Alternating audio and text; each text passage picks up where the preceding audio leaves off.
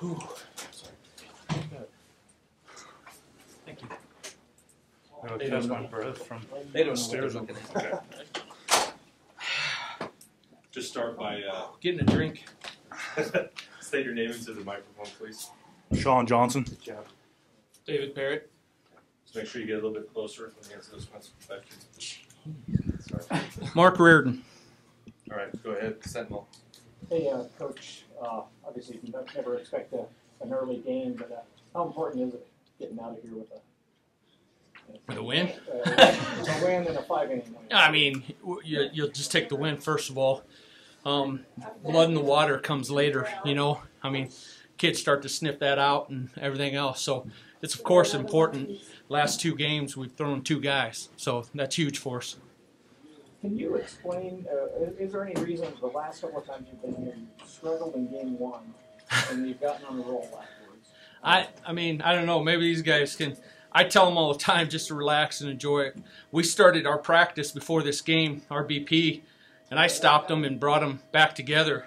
And I was like, there's nobody that knows us better than I do. And before today, being 53-11, 64 games, there's nobody who has a pulse on our guys better than I do.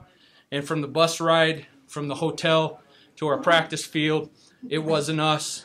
So stretching, it wasn't us. I was giving him a lot of crap, and I brought them together, and we talked for a few minutes, and then we went about our business. And I don't know if that did much, but I know from having a feel of my team that where we were starting this day wasn't us. So, you know, they came out and were relaxed, and they got after it. David, you guys have been on the roll, hitting the ball. Carry over from the other night? Is it something happened tonight that kind of got it started? And I guess how do you guys continue? I think it all comes down to our process. We really preach just barreling balls up, and that's really all you can do. You don't worry about hits, worry about results. You just worry about that pitch and barreling balls up. So it might have carried over, but I think it all just starts in BP before the game. Sean, a couple of questions. First of all, you hit the leadoff hitter, speed guy, something you don't want to do. Talk about that first inning. You got in trouble and you got out of there. Well, first thing was I hit that guy, and first thing that everyone talked about was these guys can run, these guys can run. I mean, we've only had about 27 stolen bags on us this entire season, over 60 games. So that was the last thing I was worried about, was guys running on me. I think that's the biggest crowd I'll ever pitch on. I don't know about that, but I doubt that. He's going to Ole Miss, guys. So, but I think before this, biggest crowd I pitched at is Iowa Western. That's maybe 50 people. So I think once I got the emotions out of the way and started gathering myself and knowing what I was doing wrong, I think everything settled right down and I got right back into my groove. How huge was it for your confidence, first and third, no out, you get out of it? Oh, world was lifted off my shoulders right there. Did that carry over to the offense? And Coach always talks about momentum and to be able to get out of that with a 0 on the scoreboard and then come back and score right away in the second inning. I believe it did. Anytime you have runners on base with 1 or no outs and you get out of a jam like that, it really puts our hitters in a good position, and we get excited to go out there and swing the bats and try to get some runs for our pitchers. What were you throwing to John was working for you best? Fastball. That was it. How many curveballs did you throw? Threw about 10 curveballs, and I think I threw 1 for a strike. You had a 12-pitch guy up there, and it looks like walked around the mound a couple of times. Talk about your mindset with that guy. I mean, you just got filled up. I wasn't trying to throw anything out of the zone. I want him to barrel it up, hit it on the ground, hit a pop fly, do something. I didn't care about striking him out. I just needed to throw a strike and get him out. Your best stuff tonight, Sean, how do you rate it compared to the rest of the season? Subpar.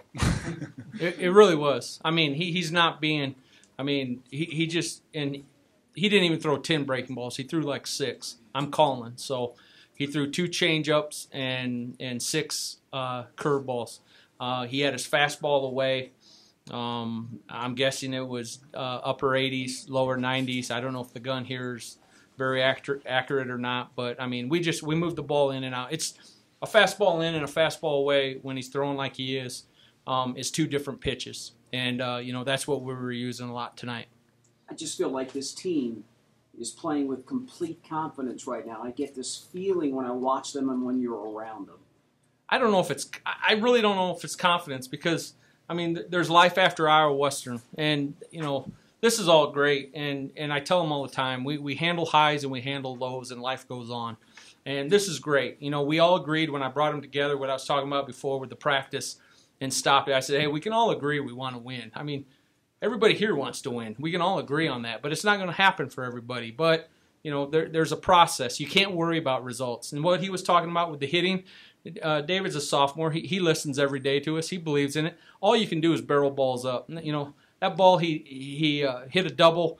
That could have went right to the center fielder. It didn't. And that's just the game, and it just went our way tonight. The more, though, that you can get a barrel on a ball, just the more chances you have for it falling your way. And, that's what we did. Hey, David, could you sense the guys were, with every hit, with every run, it's contagious? Everybody was barreling it up. It was just that kind of vibe. Yeah, we definitely get excited when our hitters start hitting the ball, and we tend to feed off that as the whole team. And it's just good for us to get those hits and get momentum going into the later innings. Do you feel like tonight was a carryover from Game 2? Not necessarily. We just got to come out and stick with our approach, and we know we can hit any guy that they throw out on the mound because all fall we faced our pitching staff and inter squads and everything. That was huge for us because we all know how good they are. Sean, were your parents in the crowd tonight? Yes, they were. Grandparents, uncles, aunts. What did you ever come to this as a child? And if so, or if not, how did this kind of rate to actually play in it? Well, I was a hockey player growing up, so I didn't know what the JUCO World Series even was. So yes, he's going to be a doctor later in life. He really is. It was fun. Was it? Did you look for family in the crowd? Did you know where they were sitting? Was that special to have them, present at this game for you? It was very special. It was, but to be honest, that was the last people I was thinking about. I was focusing on myself and what I had to do and my approach on the mound, and I just had to focus. If Coach Reardon isn't listening to that answer, what do you really say? Same thing. So, Mark, you stick with the routine tomorrow? I don't know. I know we got breakfast at 10 in the morning as a team. I don't know if we let them, take them somewhere or go to the mall or something like that. I don't know. We've got a great group. They're a mature group. A lot of families here. I'm letting them enjoy their families as well. A lot of them go do stuff with them too. So, like what Dave was saying about carryover, answering that question, we didn't even talk about Midland. Once it was over, we never talked about it again. And we really won't tomorrow with this either. This will be over. And it's got to start with me and my coaching staff. It's got to start with a good sophomore group of leaders that believe in this system for 2 years like they have. And then it trickles down to all the freshmen, and it has. So it's a tight group.